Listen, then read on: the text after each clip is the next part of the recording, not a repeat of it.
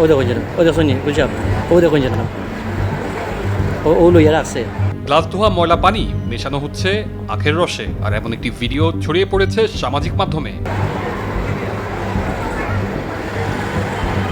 Advocate Mustaq Ahmed নামে এক ব্যক্তি সামাজিক মাধ্যমে একটি ভিডিও শেয়ার করেছেন। ওই ভিডিওতে দেখা যায় চিফ জুডিশিয়াল কোর্টের সামনে আখের রস বিক্রি করছেন এক ব্যক্তি। সেই ভিডিওতে দেখা যায় আখের রস বিক্রেতা একটি পাত্রের পানিতে গ্লাস ধুচ্ছেন। পাশেই রাখা আখের রসের পাত্র, গ্লাসটি ধোয়ার পর সেই ময়লা পানি আর ফেলে না দিয়ে সেটি মিশিয়ে দিচ্ছেন সেই আখের রসের সাথেই।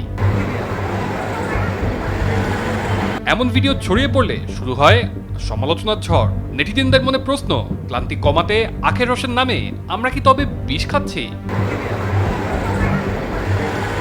তানজিলুর রহমান তুষার, বৈশাখী সংবাদ।